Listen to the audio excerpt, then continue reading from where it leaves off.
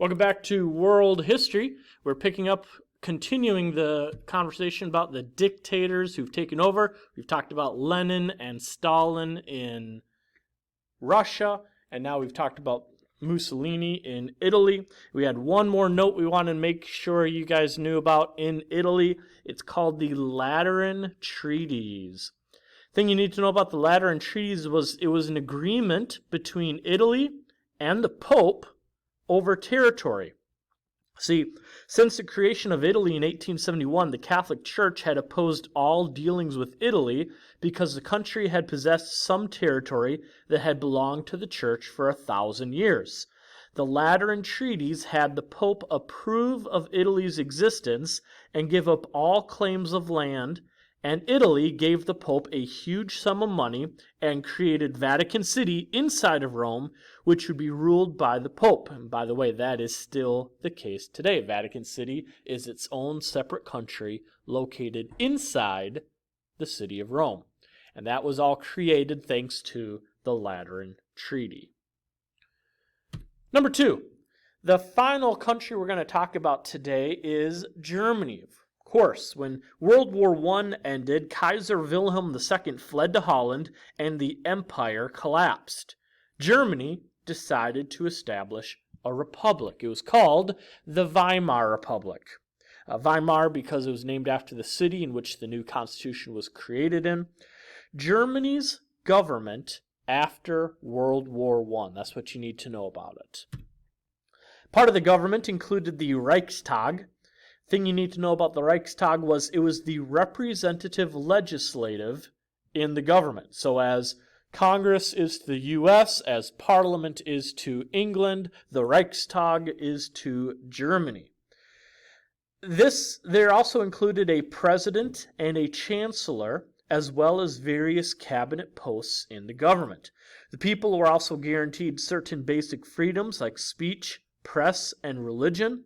The problem was that few supported the new government. Many people saw the Weimar Republic as the reason why Germany lost World War I and why the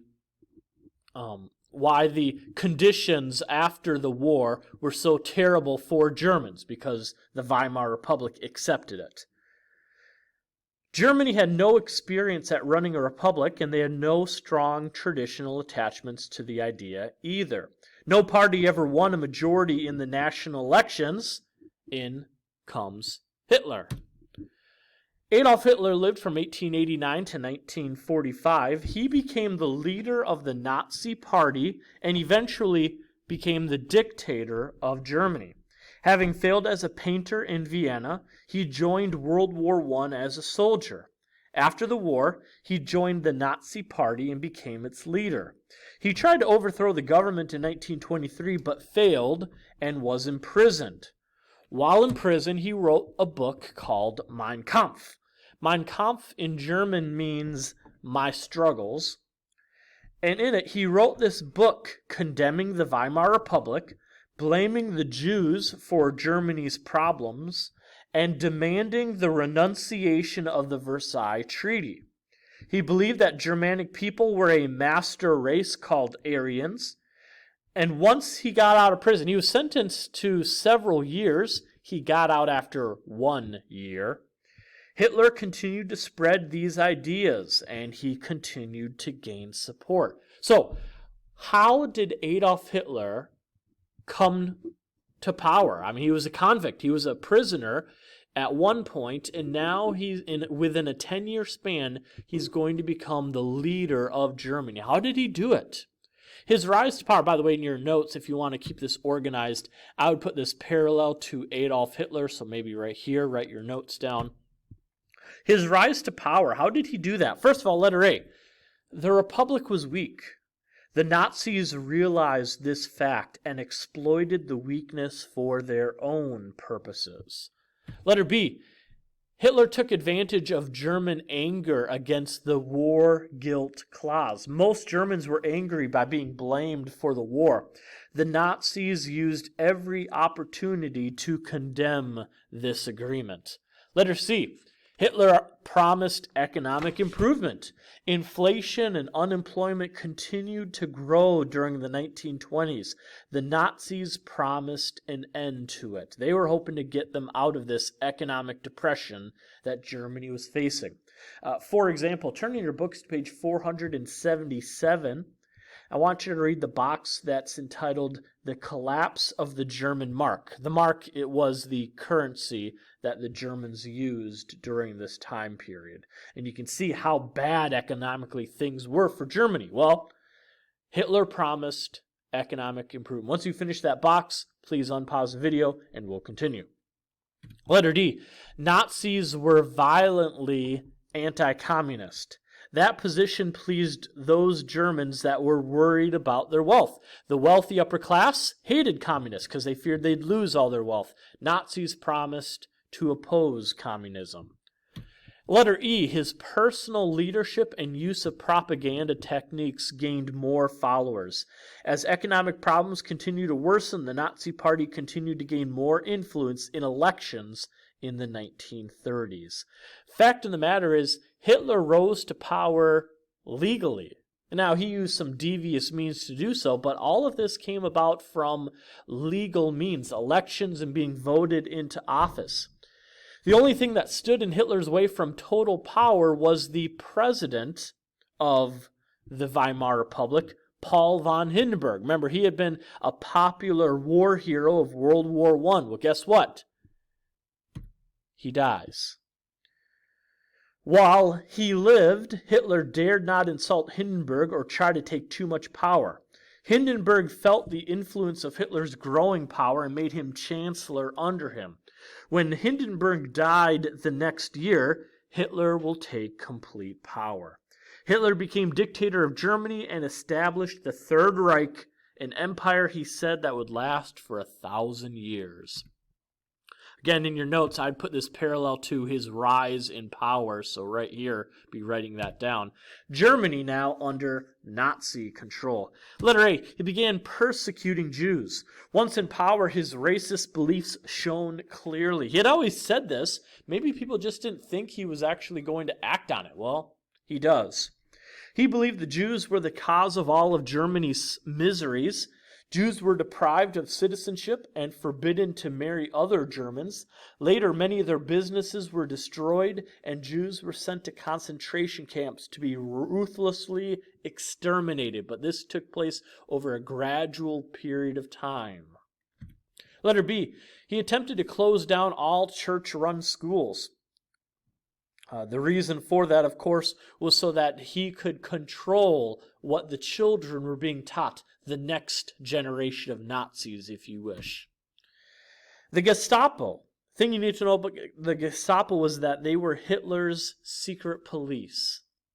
The Gestapo arrested any pastors who opposed the new government. What is it about dictators using usually thugs to get what he wants?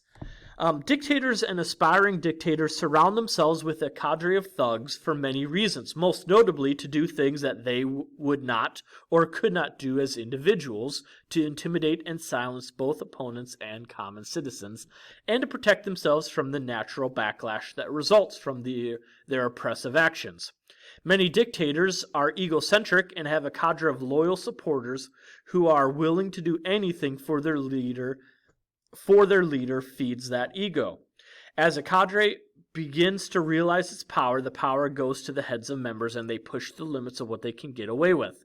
They begin to think they can do with impunity anything they want, even to the point of committing atrocities. Being able to hurt others feeds their feelings of power and invincibility and leads to even more evil. Some resorted to calling themselves German Christians. Basically what they wanted to do is they tried to combine Christianity with Nazism. Jesus Christ with Hitler. Their motto said, "The swastika on our breasts, the cross in our hearts." Some Christian Germans disregarded large sections of the Bible because they were written by Jews. They claimed that Christ was not really a Jew. To them, Hitler was a type of second Messiah to perfect the works that Christ had begun. One German pastor said, "Christ has come to us through Adolf Hitler. We know today the Savior has come. We have only one task: be German, not be Christian." Some Nazis simply dropped Christianity completely. Letter C, they sought these 4-year plans. Apparently what takes 5 years in the Soviet Union only took Germany 4 years to do. These plans sought to end unemployment through massive rearmament programs and the building of public works. One of the public works that was created was the Autobahn. The Autobahn is the superhighways in Germany that were begun in Hitler's time.